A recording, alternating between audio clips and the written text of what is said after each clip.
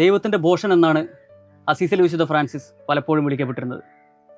Carlo കറേറ്റോ വിശുദ്ധ ഫ്രാൻസിസിനെ കുറിച്ച് എഴുതിയ പുസ്തകത്തിൻ്റെ പേര് A new kind of fool എന്നാണ്. അദ്ദേഹത്തെ ഭോഷനായി കാണുന്നതിന് ഒരു പ്രധാന കാരണം തന്നെപ്പോലും മറന്നുകൊണ്ട് അദ്ദേഹം മറ്റുള്ളവരെ സഹായിക്കുകയും തൻ്റെ ജീവിതത്തെക്കാൾ ഉപരി സുവിശേഷ മൂല്യങ്ങളെ ഹൃദയത്തോട് ചേർത്ത് വെക്കുകയും ചെയ്തു എന്നതാണ്. ഒരിക്കൽ ഫ്രാൻസിസും ലിയോയും യാത്രാമധ്യേ വലിയ ക്ലേശത്തോടെ ഇങ്ങനെ ചേറിലൂടെയൊക്കെ യാത്ര ചെയ്യുമ്പോൾ അതുപോലെ ചേറിലകപ്പെട്ട മറ്റൊരു യാത്രാ സംഘത്തെ കണ്ടു.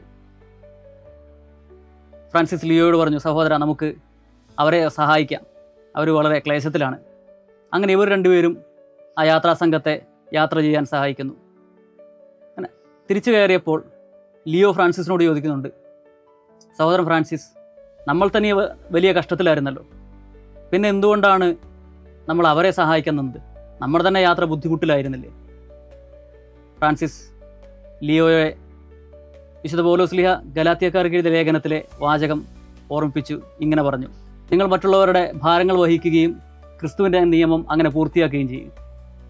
സഹോദരൻ ലിയോ, നൽകുമ്പോഴാണ് നമ്മൾക്ക് ലഭിക്കുന്നത്. പലപ്പോഴും അനുദിന ജീവിതത്തിൽ നമ്മൾ നേരിടുന്ന ഏറ്റവും വലിയ വെല്ലുവിളി ഇതാണ്. നമ്മുടെ ആരോഗ്യനില വളരെ പരിമിതമാകാം, നമ്മുടെ സാമ്പത്തിക നില പരുങ്ങലിലാകാം, നമുക്ക് അധ്വാനിക്കാവുന്ന മേഖലകൾ വളരെ ചുരുങ്ങിയതാകാം, നമ്മുടെ കുടുംബത്തിൻ്റെ സ്ഥിതി തന്നെ കഷ്ടത്തിലാണ്. പിന്നെ മറ്റുള്ളവരെ സഹായിക്കേണ്ടതുണ്ടോ? അസീസിലെ ഫ്രാൻസിസ് സുവിശേഷ മൂല്യങ്ങൾ നമ്മെ ഓർമ്മപ്പെടുത്തുന്നു.